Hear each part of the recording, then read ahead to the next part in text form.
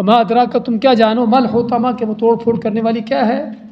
نار اللہ الموقدہ، وہ اللہ کی آگ ہے، الموقدہ بھڑکائی ہوئی۔ اس آگ کو اللہ کی طرف منسوب کر دینا ہی کافی ہے اس آگ کی ہیبت کے لیے، کہ جو آگ اللہ کی طرف سے ہو، اللہ کے ساتھ اس کو منسوب کیا جاتا ہو، وہ کیسی آگ ہوگی؟ اور صرف اللہ کی طرف منسوب نہیں بلکہ اللہ کی بھڑکائی ہوئی، اللہ کی بھڑکائی ہوئی آگ۔ اگر کہا جائے کہ بادشاہ نے آگ بھڑکائی، کیا آپ کے ذہن میں یہ تصور آتا ہے کہ کسی عام آدمی کی طرح چھوٹی موٹی آگ جلائی ہوگی؟ ہاں، اسی سے پتہ چلتا ہے کہ بادشاہ نے اپنے فوج و لشکروں کے ساتھ، اپنے سارے عملے کے ساتھ جو آگ بھڑکائی جلائی کہ وہ بہت بڑی آگ ہوگی۔ ابراہیم علیہ السلام کو جلانے کے لیے نمرود اور بادشاہ نے سبھی نے مل کر جو آگ بھڑکائی، ہاں وہ کیسی تھی کہ جس کے متعلق روایات آتی ہیں کہ پرندہ بھی اوپر سے اڑتا ہوا گزر جاتا تو وہی جل جاتا تھا، اور اس میں پھینکنے بھی کہ ابراہیم علیہ السلام کو کسی کی ضرورت نہ ہوتی کہ کیسے پھینکے، اور آخر میں وہ منجنیق نام کی وہ چیز جو تھی اس میں ڈال کر ان کو پھینکا گیا۔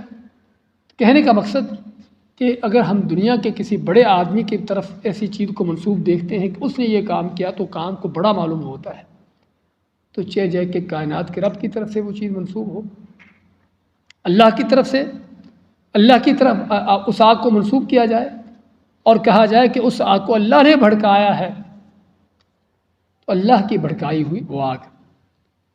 اور آگ کی شدت ہم جانتے ہیں کہ آگ جس قدر زیادہ ہوتی ہے، جس قدر زیادہ پھیلی ہوتی ہے، اسی قدر اس کی شدت زیادہ ہوتی ہے۔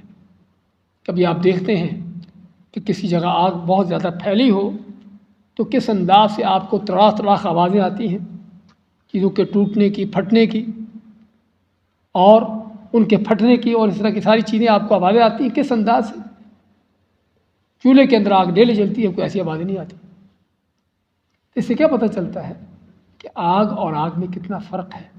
حالانکہ دنیا ہی کی آگ ہے، کتنی بڑی بھی کیوں نہ ہو جائے، کتنی بھی وسیع پیمانے پر کیوں نہ جل جائے، وہ دنیا ہی کی آگ ہے، وہ آخرت کی آگ نہیں ہے، کہ جو آخرت کی آگ دنیا کی آگ سے ایک کم 70 گنا زیادہ سخت ہے۔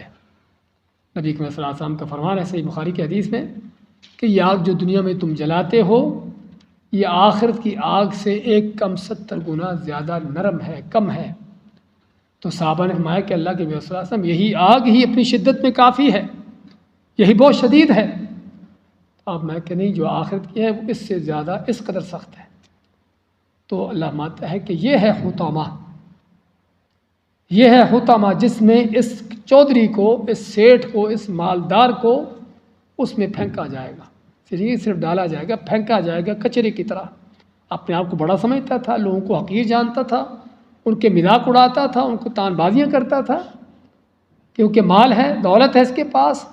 تو اللہ مانتا ہے کہ اس کو اس انداز سے اس آگ کے اندر پھینکا جائے گا ایک کچرے کی طرح، جو آگ اس انداز سے اس کی توڑ پھوڑ کرے گی، اس کی توڑ پھوڑ کرے گی۔ نار اللہ الموقدہ، اللہ کی بھڑکائی ہوئی آگ۔